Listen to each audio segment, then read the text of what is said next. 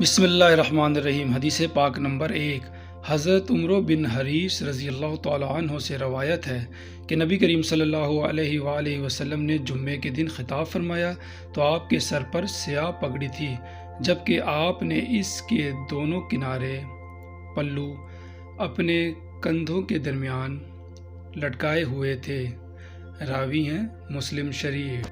حدیث پاک نمبر 2 حضرت علی رضی اللہ تعالی عنہ سے روایت ہے کہ نبی کریم صلی اللہ علیہ وآلہ وسلم نے ریشم پکڑا اور اسے اپنے دائیں ہاتھ پر رکھ لیا، پھر آپ صلی اللہ علیہ وسلم نے سونا پکڑا اور اسے اپنے بائیں ہاتھ پر رکھ لیا، پھر فرمایا بے شک یہ دونوں چیزیں میری امت کے مردوں پر حرام ہے۔